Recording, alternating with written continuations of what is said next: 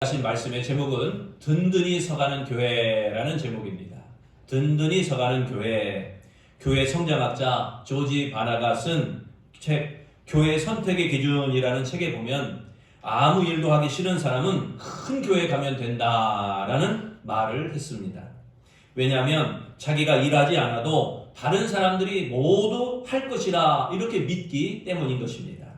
그런데 신앙생활은 더불어 봉사하며 함께 섬길 때 주님의 깊은 사랑을 체험하게 되는 것입니다. 신앙의 참된 맛, 신앙생활의 참된 맛은 주님의 몸된 교회를 위하여 수고하고 봉사할 때 정말 신앙생활의 참된 맛을 알게 됩니다. 우리가 하나님의 말씀을 늘 듣습니다. 그 말씀은 늘 우리에게 순종과 결단과 행동을 요구합니다. 하나님의 말씀대로 살아야 되고 하나님의 말씀대로 변화되어야 되고 하나님의 말씀대로 직접 전진해서 행동에 나타내야 됩니다. 그런데 그 말씀의 능력은 우리가 수고하고 봉사할 때 나타난다는 것입니다. 더욱이 그로 인해 우리의 신앙은 한층 성숙하게 자라가며 교회 역시 든든하게 서가게 되어진다는 것입니다. 그래서 초대교회는 평안하여 든든히 서가는 교회였다는 것입니다. 여러분은 어떤 교회가 든든한 교회라고 생각하십니까? 평안한 교회, 평안한 교회가 든든한 교회인 줄로 믿습니다. 우리 본문에 말씀하는 것처럼 든든히 서가고 라고 하는 말씀 앞에 평안하여 라고 했습니다. 평안하여 든든히 서가고, 다시 말하면 평안하기 때문에 든든히 서가는 교회가 되어진다라는 말입니다. 문제가 없고 골치 아픈 일이 없는 교회가 평안한 교회요. 그런 교회가 든든한 교회라는 것입니다. 평안은 교회가 조화를 잘 이루어질 때 평안해지는 것입니다. 교회는 조화를 잘 이루는 곳이 되어야 됩니다. 우리 방금 호산나 찬양대 찬양한 것처럼 우리 표장대 앉으신 분들이 한 사람 한 사람 목소리가 아니라 여러 사람의 목소리가 하나로 나와지고 이렇게 조화가 이루어질 때 아름다운 하모니, 아름다운 음악이 나오는 것처럼, 아름다운 찬양이 나오는 것처럼 우리도 조화를 잘 이루는 것입니다. 남녀노소, 빈부, 귀천 여러 사람이 모여서 예수 안에서 조화를 잘 이루는 것입니다. 어느 한 사람 잘났다고 그 사람만 독특하게 태어나는 게 아니고 이 모두가 다 남녀노소 빈부귀천 없이 모두가 다 조화를 이루는 것. 우리 교회에 나온 지 오래된 사람과 또 우리 교회에 나온 지 얼마 되지 않은 사람이 모두가 다 하나가 되어서 조화를 잘 이룰 수 있는 것. 이게 곧 든든한 교회라는 것입니다. 잘났다고 하는 사람과 못났다고 하는 사람이 함께 어울릴 줄 알아야 되고, 지위가 높은 사람과 지위가 낮은 사람이 모여서 서로 세워주고 서로 격려하고 다툼과 갈등이 없이 조화를 이루는 교회가 바로 평안한 교회요, 든든히 세워져가는 교회가 될 줄로 믿습니다. 그래서 사도행전을 읽을 때마다 제 마음이 기쁘게 하는 대목이 있습니다. 제 마음을 기쁘게 하고 늘 기도의 제목으로 부여잡고 하는 말씀, 본문 사도행전 9장 31절입니다. 우리 다 같이 다시 한번 봉독하겠습니다. 시작. 그리하여 온 유대와 갈릴리아와 사마리아 교회가 평안하여 든든히 서가고 주를 경외함과 성령의 위로로 진행하여 수가 더 많아지니라. 아멘. 여러 종류의 구절이 여기 이런 종류의 구절이 여러 군데 나오게 됩니다. 2장 47절에도 마찬가지예요. 6장 7절에도 나오게 됩니다. 그리고 본문 9장에도 있고 사도행전에서 단원이 바뀔 때마다, 그러니까 문맥의 내용이 바뀔 때마다 빈번하게 등장하고 있는 말씀이 바로 이러한 말씀입니다. 이런 말씀을 읽을 때 여러분, 교회의 부흥은 하나님께서 주도하고 계신다. 교회의 부흥은 사람이 인위적으로 하는 것이 아니라 하나님께서 주도하고 계신다라는 것을 확신을 갖게 됩니다. 교회 부흥의 안도감과 함께 교회란 평안할수록 좋은 것이며 교회란 든든할수록 잘한 것이고 주님을 경외하는 모습과 성령의 은혜가 넘칠수록 좋은 교회이고 성도들의 수요가 늘어날수록 좋은 교회다라고 사도행전 9장 31절을 통해서 알 수가 있는 것입니다. 이 말씀을 대하면서 우리 아름다운 교회는 하나님께 칭찬받을 수 있는 교회인가? 우리 아름다운 교회는 하나님께 칭찬받을 수 있는 교회인가? 다시 한번 생각하고 다시 한번 반성하게 됩니다. 예배 열심, 기도 열심, 전도 열심히 하시기를 바랍니다. 오늘 우리는 사도행전에서 든든히 서가는 교회의 모습을 보게 됩니다. 우리 아름다운 교회도 든든히 서가는 교회를 향해서 전진해 나아가야 될 줄로 믿습니다. 든든히 서가는 교회의 모습은 첫째, 죄인도 악인도 회개하는 모습입니다. 죄인도 악인도 모두 회개하는 모습이 든든히 서가는 교회의 모습입니다. 21절 말씀입니다. 다 같이 봉독합니다. 듣는 사람이 다 놀라 말하되 이 사람이 예루살렘에서 이 이름을 부르는 사람을 멸하려던 자가 아니냐. 여기 온 것도 그들을 결박하여 대제사장들에게 끌어가고자 함이 아니냐 하더라. 아멘. 교회를 핍박한 죄인 사울이 변화되자 사람들이 믿지 못합니다. 사람들이 그 사울이었던 자가 바울로 변화되었는데 믿지 못합니다. 놀라운 모습이 본문 21절의 말씀입니다. 그만큼 사울은 악명이 높았습니다. 너무너무 사람들이 멀리하던 자였습니다. 그의 변화가 정말 놀라운 사건이었음을 시사해주는 말씀이 21절 말씀입니다. 이처럼 진정한 부흥은요, 죄인도 악인도 회개하는 데서 나타나는 것입니다. 아름다운 교회가 하나님의 선한 사람은 다 모이는 교회, 그러면 더 좋죠. 그러나 더 중요한 건 악인도 죄인도 가릴 것 없이 우리 아름다운 교회에 나와서 회개하고 변화되어 든든한 교회로 새로워지는 것, 이게 더 하나님의 은혜이고 하나님의 은총이고 하나님의 축복이 되어지는 것입니다. 교회가 사람 많은 것 좋습니다. 하지만 진정 회개 역사가 있어야 됩니다. 교회가 회개 역사가 있어야 됩니다. 진정 성령과 말씀 안에서 변화되고 참된 제자가 되고 우리 내적인 변화의 영이 일어나야 됩니다. 오순절 베드로 설교를 통해서 얼마나 많은 사람들이 회개했습니까? 베드로가 한번 설교하니까 3,000명이 변화되지 않습니까? 이것처럼 우리 아름다운 교회도 가슴을 치는 회개, 이 가슴을 치는 회개가 없으면 진정한 부흥이라고 말할 수가 없는 것입니다.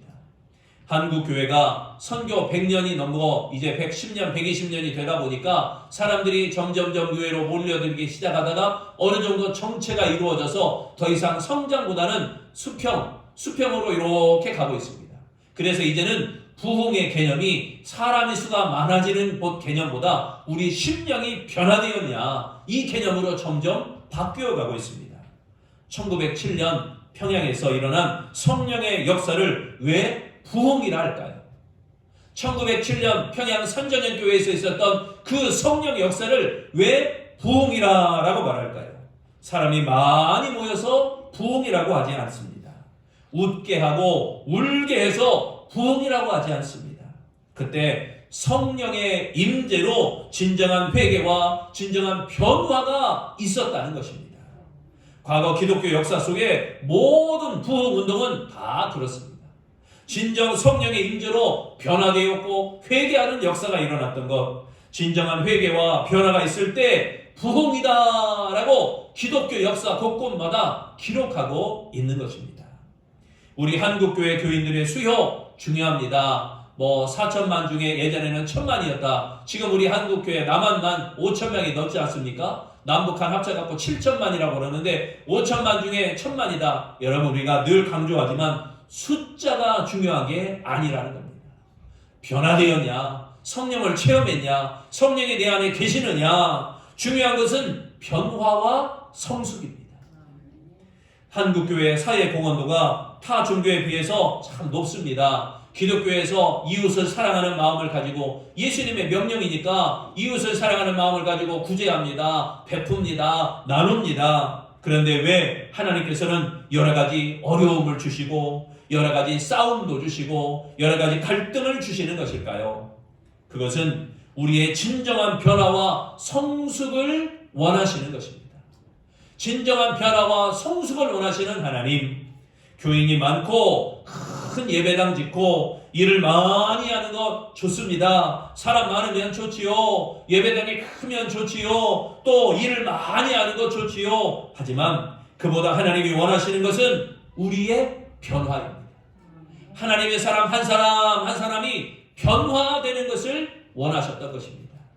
우리가 진정 변화되고 우리가 진정 성숙되려면 이스라엘의 모든 원수들이 자멸하여 버린 것처럼 스스로 사라지게 만들어 주실 줄로 믿습니다. 예수님이 진정 변화 성숙이 우리에게 원하셨던 것처럼 예수님이 사람 많은 게 좋으셨다면 바울 한 사람을 변화시킨 게 아니라 그때 당시 모든 사람을 이 바울처럼 변화시켰을 겁니다. 그러나 예수님은 진정 원하셨던 것이 변화와 성숙이었기 때문에 바울 한 사람을 통해서 차근차근 사람마다 변화의 성숙을 더하셨던 것입니다. 문제는 사울 같은 악인이 따로 있는 것이 아니라 내가 바로 사울 같은 악인임을 깨닫고 회개하는 것입니다. 내가 바로 사울과 같은 악인이었습니다 하면서 내가 바로 회개하는 것입니다. 여기에서 진정의 부흥이 오게 되어지는 것입니다. 두 번째, 든든히 서가는 교회의 모습은 어떤 모습이냐? 예수만 나타나고 예수만 드러나야 됩니다. 예수만 나타나고 예수만 드러나야 진정 든든히 서가는 교회가 되어집니다. 20절 말씀 다 같이 봉독합니다. 시작. 즉시로 각 회당에서 예수가 하나님의 아들이심을 전파하니. 22절도 한 번 더 봉독합니다. 시작. 사울은 힘을 더 얻어 예수를 그리스도라 증언하여 다메섹에 사는 유대인들을 당혹하게 하니라. 아멘. 이 부분에 대해서 성서학자들은 사울이 회개한 즉시 그랬느냐 아니면 아라비아로 갔다가 3년 후에 다메섹에 돌아와서 그랬느냐 하는 의견들이 분분하게 있습니다. 이에 대해서 사도행전 전체 문맥을 볼 때 사울이 아라비아에서 기도하고 성경을 묵상하는 동안 주님으로부터 계시를 받고 이 전하기 시작한 것으로 보는 것이 우리에게는 정당하다고 봅니다. 그러나 3년이란 기간이 길다면 길지만 짧다면 짧은 시간입니다. 3년 어떻게 보면 길기도 하고 어떻게 보면 짧기도 해요. 3년 안에 많은 이들을 굴복시킬 수 있는 말씀을 가졌다는 것, 그것은 그가 백지에서 시작했다기보다는 이제껏 알았던 방법대로 이제껏 알았던 단편적인 율법의 진리들이 이제는 성령의 계시를 통해서 굿을 꿰듯 역사가 일어났다는 것을 의미하고 있습니다. 무슨 말씀이에요? 바울은 사울이 있을 때 그는 율법자였습니다. 아주 율법이라면 달달달 꿰는 사람이에요. 가말리엘의 후손이었어요. 그래서 그가 율법을 돌달달달달 꿰고 있는 사람이에요. 그런데 율법은 잘못되고 나의 신앙을 올바로 이끌지 않잖아요. 그의 안에 성령이 임하니까 부활하신 예수님을 만나니까 이제는 바른 길로 복음의 진리를 꿰어 나가는데 구슬을 하나씩 꿰어서 보화를 만들듯이 만들어졌다는 것입니다. 그 결과는 오직 예수의 진리였습니다. 성경을 진실로 안다면 오직 예수가 나와야 됩니다. 우리가 성경을 진실로 안다라고 한다면 결론은 예수 그리스도여야 됩니다. 바울이 쓴 책은 13권, 서신과 저자가 분명하지 않지만 히브리서까지 합친다면 13권, 이 바울이 기록한 것을 포함한다면 히브리서까지 바울이 기록했다라고 이야기한다면 14권, 신약성이 27권 중에 무려 14권을 바울이 기록했다라고 볼 때 바울이 짧게 기록한 글이 아니죠. 성경의 신약성경 반절 이상을 바울이 썼다라고 볼 수 있지 않습니까? 이 14권의 책을 자세히 보면 하나님께서 얼마나 그에게 귀한 말씀을 주셨는지를 알 수가 있는 것입니다. 그런데도 오늘날 신학적인 풍조나 신앙적 흐름, 이것을 보면요, 성령의 신령한 성경관에 너무나도 무관심하다는 것을 알 수 있습니다. 너무 단편일륜적이에요. 그래서 너무 무관심하다는 걸 볼 수 있어요. 신령한 성경관, 하나님이 딱 맞추어져서 하나님의 은총, 하나님의 은혜, 하나님의 역사 이런 것들을 우리가 간절히 사모함에도 불구하고 너무나도 이런 것에 무관심합니다. 갈라디아서에 바울은 창세기에 나오는 아브라함의 가정을 이야기로 비유를 합니다. 그래서 율법과 복음이라는 멋진 메시지를 이끌어내서 이 갈라디아에서 이 하나님의 창세기 역사를 통해서 우리에게 복음으로 연결을 시켜주는 걸 보게 됩니다. 이뿐만 아니라 바울의 서신서에는 홍해 사건도 나오게 됩니다. 광야 사건도 등장을 하게 됩니다. 이런 것들을 바울이 율법에 있던 모든 것들을 다 꿰니까 율법하면 창세기, 출애굽기, 레위기, 민수기, 신명기. 그러니까 이 율법자들은 이 5가지 모세오경을 아주 거의 달달달달달 외웁니다. 그런데 그것을요 이제는 복음으로 엮어서 이렇게 표현을 하는 것입니다. 신령한 해석을 찾아보게 됩니다. 이런 해석은 히브리서에서 아주 클라이막스 극치를 이루게 됩니다. 그는 히브리서에서 구약의 예표적인 것들을 그리스도의 복음 안에서 해석을 하는 겁니다. 그리스도의 복음 안에서 하나님의 구약의 모든 예표들을 해석해요. 그러니까 구약 성경에 나타난 예수 그리스도의 예표를 신약 성경을 통해서 예수님은 이러이러해서 이렇게 나타났다 하고 다 엮어서 표현해 주는 겁니다. 그리고 멜기세덱을 말하면서 그가 다스리던 지역과 그 이름들을 뜻풀이까지도 다 시도를 하고 있습니다. 우리는 성경의 문자적인 의미도 존중해야 됩니다. 문자적으로 그렇게 기록한 것도 중요합니다. 하지만 그 속에는 무궁무진한 예수 그리스도에 대한 진리로 가득하다는 사실입니다. 구약 성경에 보면 곳곳마다 예수 그리스도에 대한 진리로 가득하게 있습니다. 그러니까 그 속을 깊이 들어가야 돼요. 그 안에는 예수님을 우리가 끄집어내야 되고 그 안에는 예수님을 만나야 되고 그 안에는 예수님을 우리 삶 가운데 적용해야 됩니다. 어떤 목사님이 천국과 지옥을 간증하는 글을 보니까 그분이 천국에 가니까 예수님께서 하신 말씀이 너희들이 세상에서 보고 있는 성경책은 구원받기에 조금도 부족함이 없는 책이다 라고 하시면서 그러나 인간은 육이 있기 때문에 세상에서 성경을 보는 눈에는 한계가 있다 라고 하시면서 성경을 완전하게 해석할 자는 세상에 아무도 없다 라고 말씀하셨습니다. 그러면서 하나님의 품속에서 독생하신 예수 그리스도가 우리를 살려주실 영원한 구주이심을 믿는 믿음이 분명하면 이단이 될 수가 없다라고 말씀하셨습니다. 그러면서 천국에 들어오면 성경의 의문이 한눈에 다 풀어지게 될 것이며 모르는 것이 있으면 진리의 영이신 성령께 기도하면 깨닫게 해줄 것이다 라고 하시면서 성경 해석은 자유로우나 함부로 입을 열어서 죄를 짓지 말고 싸우지 말라라고 말씀하시더랍니다. 즉 사도들이 보여준 것처럼 성경 해석에 대해서 성경을 해석함에 있어서 접근하는 방법은 다양하다는 겁니다. 성경을 해석하는데요 문자적으로 그대로 해석하기도 합니다. 성경을 해석하는데요 역사적으로 해석을 하게 됩니다. 옛날에 아브라함이 누구고 이삭은 누구고 야곱은 누구 하면서 역사적으로도 해석을 하기도 합니다. 또 성경을 해석하는데 문화적으로 해석을 하기도 합니다. 그때 당시 결혼의 풍습은 이런 거였고 장례의 풍습은 이런 거였고 문화적인 배경을 통해서 해석을 하기도 합니다. 그런데 가장 중요한 교리적 핵심이 분명하다면 누구도 이단이 될 수 없다는 것입니다. 신천지에서 그래요. 교리 분석하면 교리 비교 이러면서 사람들을 미혹합니다. 버스 옆에다 붙여놓고 교리 분석 안에 교리 연구 안에 그러잖아요. 신천지가 이제는 접근하다 못해서 교리까지도 우리에게 접근을 하는 겁니다.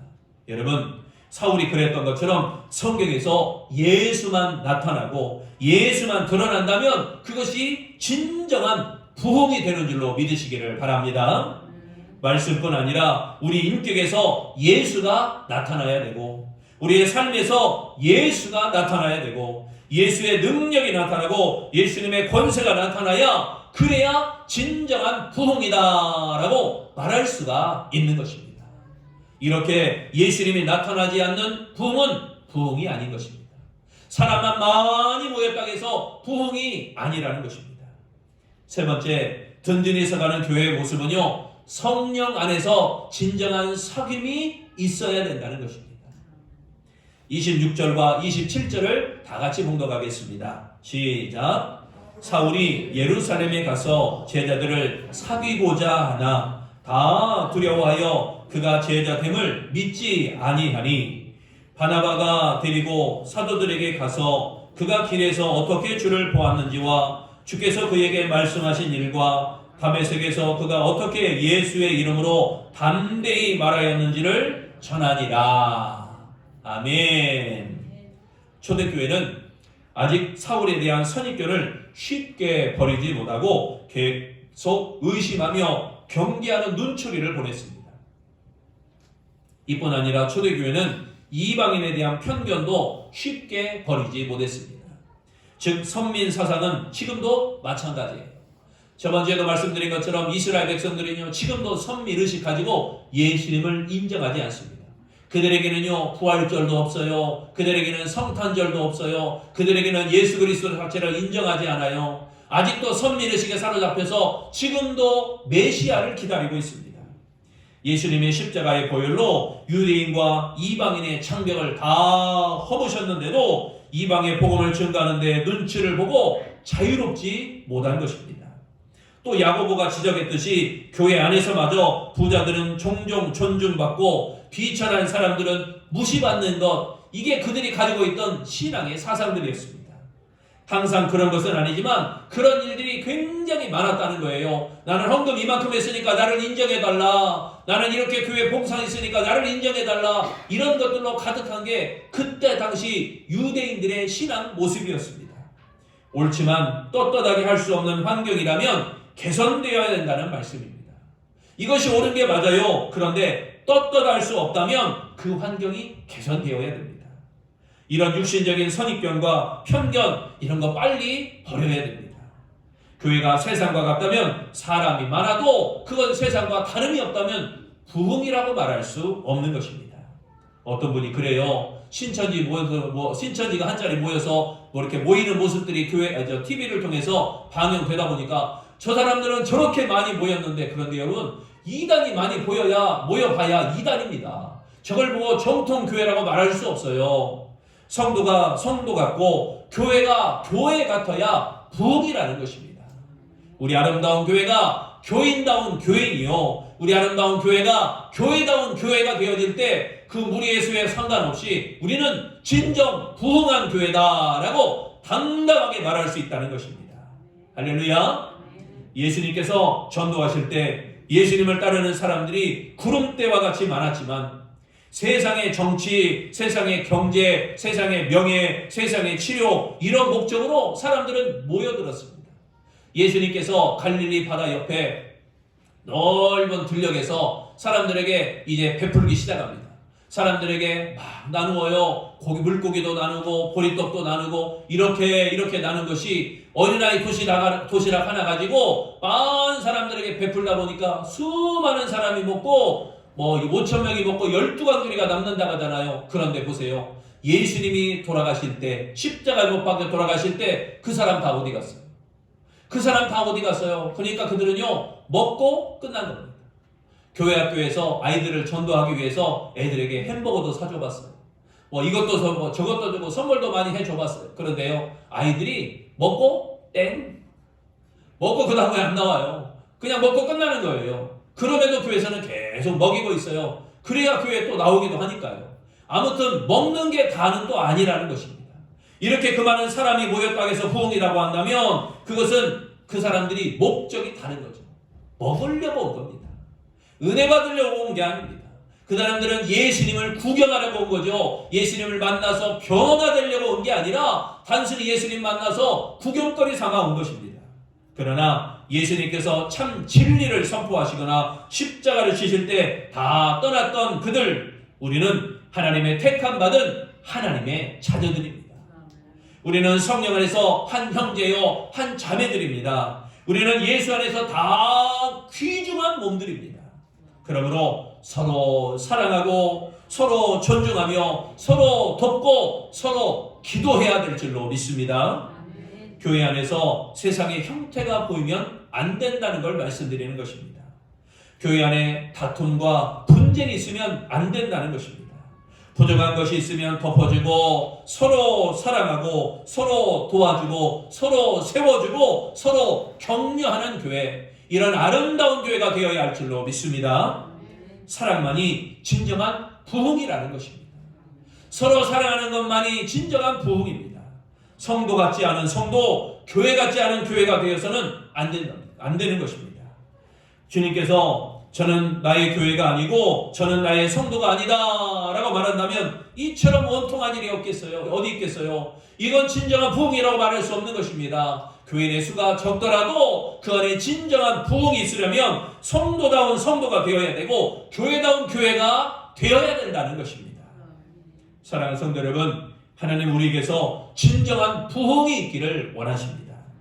사도행전이 보여준 진정한 부흥이 우리 아름다운 교회에 은혜롭게 임하게 되어질 줄로 믿습니다. 그래서 죄인도 악인도 변화되어지고 예수만 전하고 예수만 나타나며 성령 안에서 사귐과 사랑이 넘칠 수 있는 진정한 부흥의 열매로 든든히 서가는 아름다운 교회가 되어지시기를 축원합니다. 기도하겠습니다. 사랑의 주님, 아름다운 성도들이 성도다운 성도 되게 하시고 아름다운 교회가 교회다운 교회 되기를 소망합니다. 하나님은 우리에게 진정한 부흥이 있기를 원하실 때 악인도 죄인도 변화되는 아름다운 성도, 아름다운 교회 되게 하시고 예수만 전하고 예수만 나타나는 아름다운 교회, 아름다운 성도 되게 하시고 성령 안에서 사귐과 사랑이 넘치는 아름다운 교회, 아름다운 성도 되어서 하나님이 원하시는 진정한 부흥의 열매를 맺어가는 든든히 서가는 교회, 평안한 교회가 되어지도록 축복하여 주시옵소서. 우리 위에 하나님의 영이 가득하여 성령 충만한 교회로 온전히 변화되어 성숙한 신앙이 이루기를 예수님의 이름으로 기도합니다. 아멘.